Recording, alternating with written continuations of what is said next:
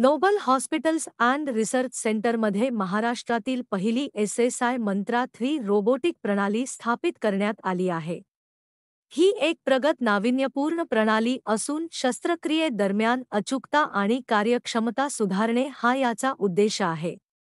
सुप्रसिद्ध मराठी अभिनेते प्रसाद ओक यांच्या हस्ते या प्रणालीचे उद्घाटन करण्यात आले। याप्रसंगी नोबल हॉस्पिटल्स अँड रिसर्च सेंटरचे अध्यक्ष आणि व्यवस्थापकीय संचालक डॉक्टर दिलीप माने, मगरपट्टा टाउनशिप डेव्हलपमेंटचे अध्यक्ष सतीश मगर, नोबल हॉस्पिटल्स अँड रिसर्च सेंटरचे संचालक डॉक्टर दिविज माने, शल्यचिकित्सक डॉक्टर उमेश पप्रुनिया, कर्करोग तज्ज्ञ डॉक्टर आशिष पोखरकर आणि वैद्यकीय क्षेत्रातील तज्ज्ञ उपस्थित होते। या SSI मंत्रा रोबोटिक प्रणालीमध्ये रोबोटिक शस्त्रक्रियेतील नाविन्यपूर्ण तंत्रांचा समावेश करण्यात आला असून यामध्ये 5 आटोपशीर रोबोटिक आर्म्स, शल्यचिकित्सकांसाठी अद्वितीय प्रतिमा प्रदान करणारे इमर्सिव्ह 3D HD हेडसेट, संपूर्ण सर्जिकल टीमसाठी 3D आणि 4K इमेजिंग प्रदान करणारे व्हिजन कार्ट यांचा समावेश आहे। नोबल हॉस्पिटल्स अँड रिसर्च सेंटरचे संचालक डॉक्टर दिविज माने म्हणाले की मागील वर्षी आरोग्यसेवा क्षेत्रातील सर्वोच्च मानांकन समजले जाणारे JCI सील प्रमाणपत्र प्राप्त करणारे नोबल हॉस्पिटल हे पुण्यातील पहिले रुग्णालय ठरले। यावर्षी अद्ययावत ह्यूमन मिल्क बँक आणि रुग्णांना कमीत कमी छेद वापरून वेदना विरहित उपचार करणारी रोबोटिक प्रणाली कार्यान्वित केली आहे। आरोग्यसेवेत सातत्याने उच्च गुणवत्ता राखत डॉक्टरांना मदत होईल आणि रुग्णांना फायदेशीर ठरेल असे नवनवीन तंत्रज्ञान अंगीकृत करणे हे आमचे उद्दिष्ट आहे। अत्यंत अभिमानाचा क्षण आहे आपल्या शहरासाठी, आपल्या राज्यासाठी, आपल्या देशासाठी। वैद्यकीय क्षेत्रातलं पुढचं पाऊल नोबल हॉस्पिटलने उचललेलं आहे आणि मी स्वतः जाऊन ते सगळं बघून आलो आणि फार विलक्षण अनुभव होता। आणि टेक्नॉलॉजी किती पुढे गेली आणि त्याच्यामुळे डॉक्टरांना आणि पेशंट्सना सुद्धा किती फायदा त्याचा होणार आहे पुढे जाऊन पुढच्या काळात याचा मला अंदाज आला। आणि इतक्या मोठ्या कार्यक्रमासाठी मला बोलवलं त्याबद्दल मी माने साहेबांचे मनपूर्वक आभार मानतो। आणि माझ्या बाजूला डॉक्टर आशिष आहेत, यांनी स्वतः 10 तास म्हणजे स्पेंड करून एक सर्जरी सक्सेसफुल केलेली आहे सेम मशीनवर। सो मला असं वाटतं तुम्ही त्यांच्याशी बोलायला। येस, रोबोटिक हे फ्युचर, प्रेझेंट आणि फ्युचर आहे।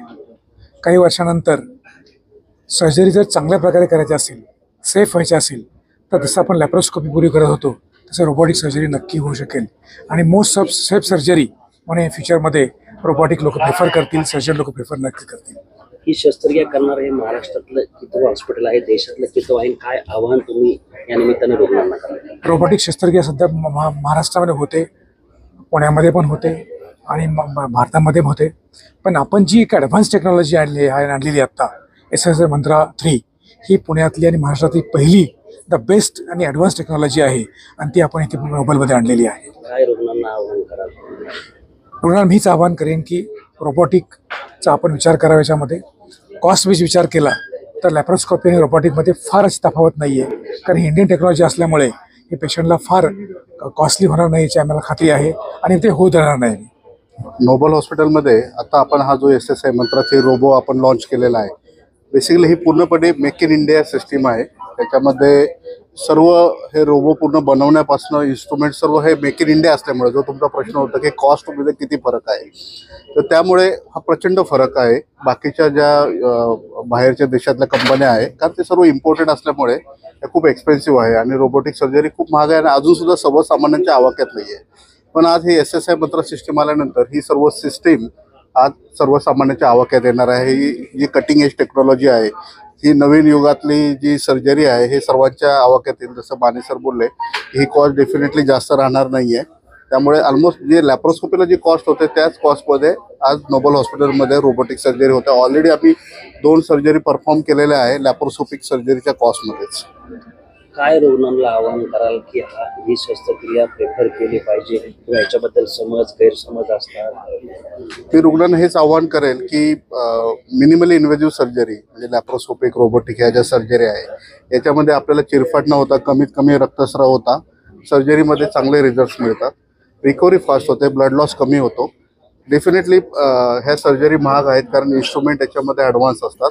पण आता रोबोटिक सर्जरी ही लॅप्रोस्कोपिक सर्जरीच्या रेटमध्येच इथे नोबल हॉस्पिटलमध्ये अवेलेबल राहील आणि सगळ्यांनी याचा लाभ घ्यावा, सगळ्यांनी याचा फायदा घ्यावा.